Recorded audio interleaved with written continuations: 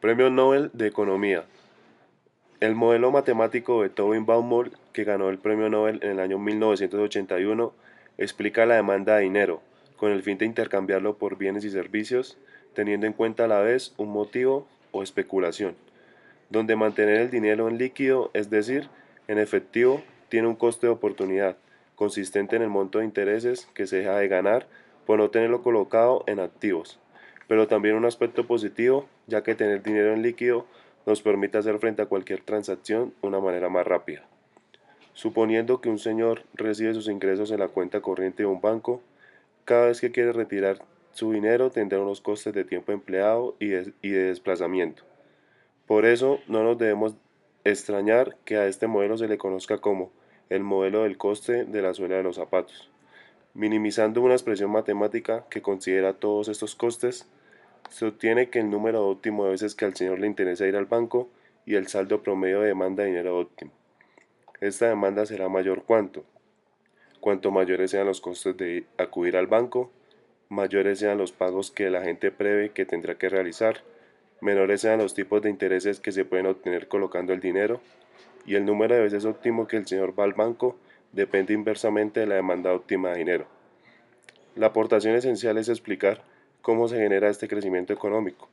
Baumol explica el crecimiento como efecto de la innovación, considerando al empresario una figura clave cuya misión principal no es inventar y ni siquiera la asunción de riesgo, que hoy día correspondería al socio capitalista, sino saber atender las necesidades de los demandantes de una forma rápida y adecuada.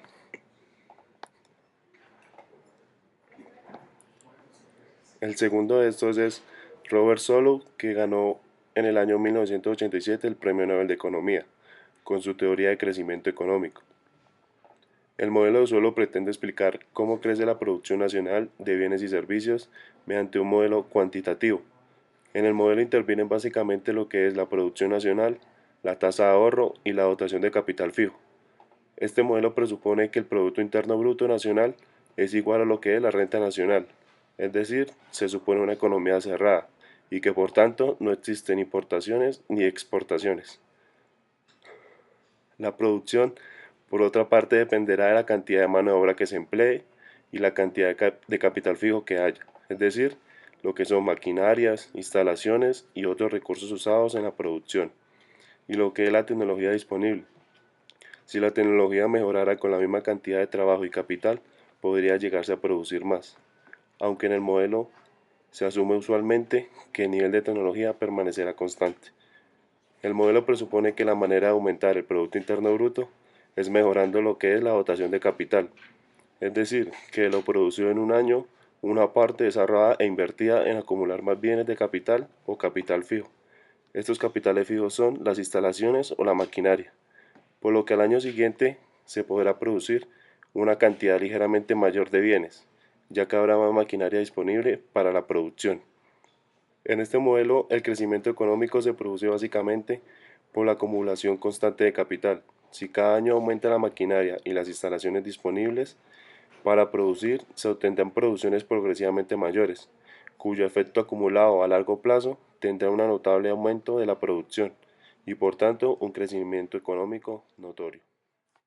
La crisis económica de México se inició en 1994, finalizando el año en que se creía que México se encaminaba por fin en la etapa de estabilidad macroeconómica. La falta de depósito de moneda extranjera, controlada por las autoridades monetarias, hizo efectiva la devaluación del peso en un 15% el 19 de diciembre, dando esto como resultado una pérdida de 6.323 millones de dólares y los siguientes días para finalizar el mes y el año la pérdida aumentó 4.309 millones de dólares. Esta crisis afectó tanto a la economía ciudadana como a la clase obrera, la clase campesina, la clase media, mediana y alta y también a la clase empresarial, afectando los negocios mexicanos que tenían deudas en dólares debido a la brusca devaluación del peso. Curiosamente, se denomina efecto tequila o error de diciembre a todas las consecuencias que surgieron con esta crisis, donde no solo se sufrió la devaluación del peso, sino que los inversionistas extranjeros huyeron dejando de invertir, ocasionando con esto un incremento en las tasas de interés en los bancos y despido masivos de empleados a nivel general. Buscando una solución de esta crisis, Cedillo repartió texobonos. Estos texobonos eran bonos internos que permitían el comercio entre los habitantes de México, los cuales se fueron vendiendo y agotando, aumentando de esta forma igualmente la pobreza y continuando con la crisis. Para salir de la crisis, lo que buscó y lo que implementó el gobierno fueron dos medidas que amortiguarían el golpe de la crisis económica generada. El primero fueron paquetes de emergencia. México se vio en la necesidad de aceptar deuda de por lo menos 50 millones de dólares, principalmente de Estados Unidos, de Canadá, Brasil y Argentina. Esto pues con el fin de aumentar la reserva mexicana en dólares y disminuir la devaluación del peso. La segunda fueron los cambios en la política económica. Se introdujeron controles estrictos de política fiscal y se aumentaron las tasas de interés en casi el 100%. Al finalizar la implementación de esta medida, el tipo de cambio estaba a 7 pesos por dólar, la inflación controlada y el Producto Interno era positivo otra vez. En el periodo de 1995 a 2005, México ha sido el país con menor crecimiento económico de América, acumulando un retraso tecnológico en algunos sectores de entre 30 y 40 años. Esta crisis fue la última y la más reciente del país de repercusiones mundiales, o sea que afectó prácticamente a Estados Unidos, Brasil, Argentina y Canadá. La crisis económica de México se inició en 1900. La crisis de la deuda soberana de Grecia. Todo comenzó con las dos legislaturas del gobierno conservador Kostas Karamanlis, donde se realizaron falsificaciones sobre los datos macroeconómicos de la contabilidad nacional, hasta que en el año 2009 hubo un cambio de gobierno y asumió el señor Giorgos Papandreou, quien de inmediato descubrió lo sucio que había detrás de su predecesor. En este caso, el Partido Conservador decía que el déficit griego era del 3,7%, cuando en realidad era del 12,7%, una cifra realmente alarmante. El gobierno griego les propuso a sus acreedores internacionales un rescate financiero que incluye una fuerte subida de impuestos y recortes en las pensiones para así salvar un promedio de 53.000 millones de euros y asegurar parte de su estabilidad económica. Con el 100% de los votos contados, el 61% eligieron no a los ajustes exigidos por la Troika, pero el gobierno actual de Alexis Tsipras parece estar dispuesto a cooperar con las normas de austeridad exigidas por sus acreedores. La base de la crisis griega es una deuda de aproximadamente 320.000 millones de euros que el país simplemente no está en condiciones de pagar. La explicación más sencilla para esta crisis es que el país estuvo gastando más dinero que producía por muchos años y financiando este gasto a través de préstamos bancarios. Uno de los cambios que se esperaba frente a la moneda era el ingreso del país a la eurozona, pero esto solo empeoró las cosas. El gasto público aumentó un 50% durante 8 años a partir de 1999. A esto sumándole los problemas de corrupción y evasión fiscal. Préstamos no declarados a la eurozona, por su parte, también ayudó a que la crisis de Grecia excediera significativamente al 60% acordado por el resto de países de la eurozona. Actualmente el país tiene una deuda externa estimada en un 177% del Producto Interno Bruto. ¿Cómo Grecia se había endeudado tanto? Se ayudaron de un grupo financiero que es el Goldman Sachs, uno de los grupos de banca de inversión de valores más grande del mundo. Ese grupo lo que hizo fue ayudar a falsear un poco los datos para que Grecia no solamente adquiriera su deuda en euros, sino también en otras divisas.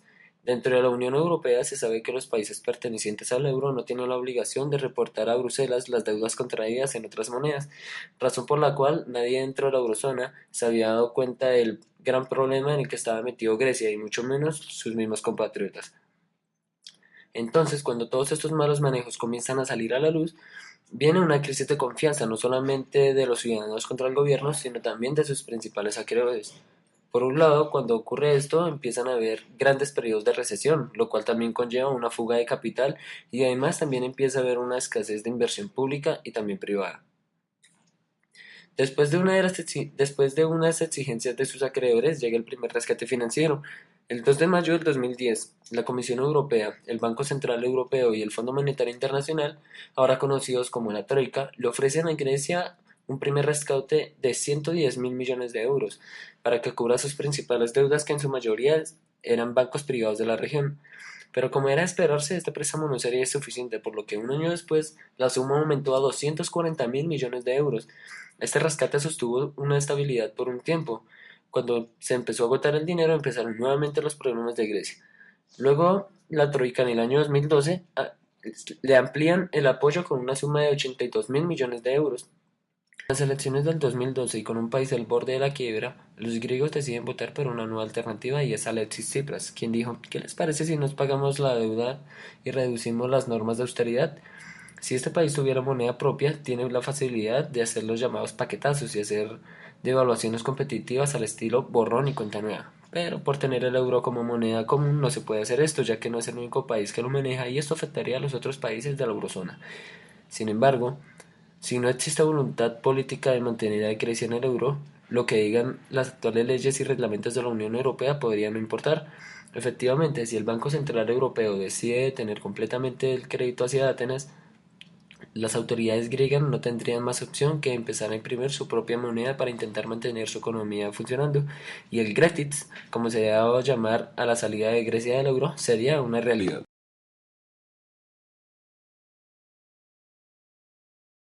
La crisis rusa, también conocida como la crisis del rublo, golpea a Rusia el 17 de agosto de 1998. La causa primordial no fue solamente la caída de los precios del petróleo, sino el resultado y la falta de pago de los impuestos por parte de las empresas energéticas y manufactureras.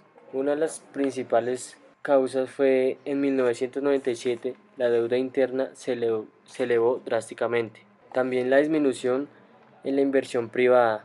El petróleo, el gas natural, los metales y la madera conformaban más del 80% de las exportaciones rusas, dejando al país vulnerable a la oscilación de los precios mundiales. Rusia declara la quiebra total porque no pudo cumplir con sus compromisos financieros internos y externos. Las consecuencias fueron la devaluación del rublo, inflación del 84%, huelgas por falta de pago. Se dio un paquete financiero del Fondo Monetario y el Banco Mundial. La implosión de estratos sociales y políticos.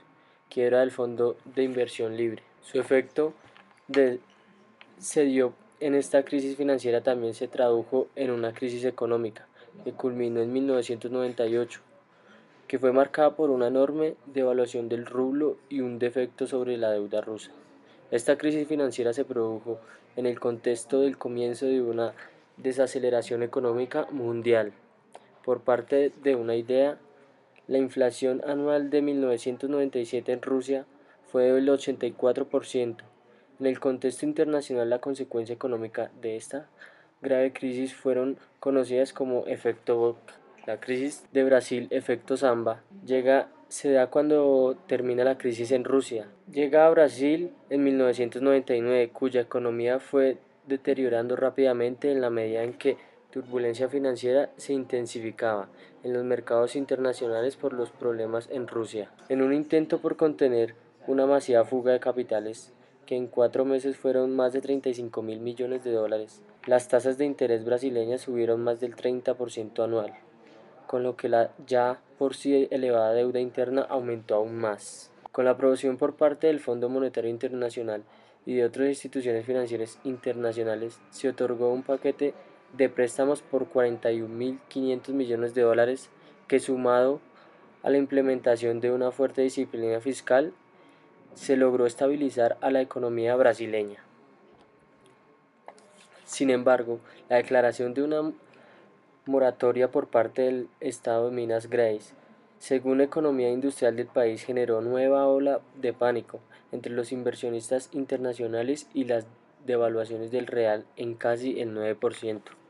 Respecto a la política monetaria, las razones principales para el mantenimiento de altas tasas de interés sería frenar aún más la economía brasilera.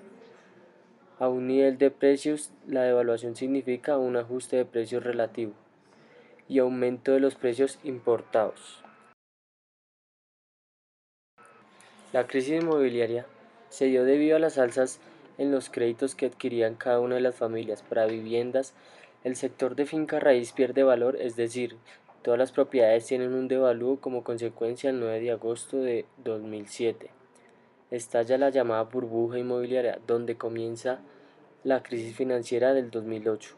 Debido a la gran burbuja inmobiliaria, el Banco Federal Central y los demás bancos de inversiones sufrieron pérdidas en todo el mundo, dando como resultado la crisis financiera. La crisis financiera en Estados Unidos comienza cuando el capitalismo llega a América. La tasa de interés en los bancos de Estados Unidos eran bajas. Esto produjo que muchas de las personas acudieran a un crédito sin previa necesidad.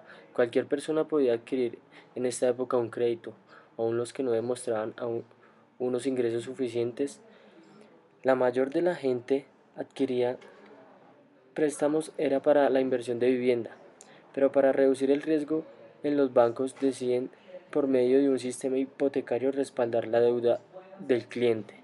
El respaldo fue incrementar la tasa del interés para las familias que adquirieron el préstamo del 1% al 5,25% en el 2006, pero para la mayoría de la gente fue difícil cubrir los pagos de los préstamos. Es por eso que se ven obligados a perder sus viviendas. Todo esto sucedió por el sistema privado por conseguir el mayor dinero y no quebrar debido a la inflación y deflación. Es que las familias perdían sus viviendas, pero los bancos, al no recibir los pagos de sus deudores, entraban en crisis y proceden a rematar las casas hipotecadas. También las empresas se vieron obligadas a hacer reducción en el personal. Algunos empleados hacen manifestaciones por la forma injusta que fueron despedidos de sus trabajos. Finish.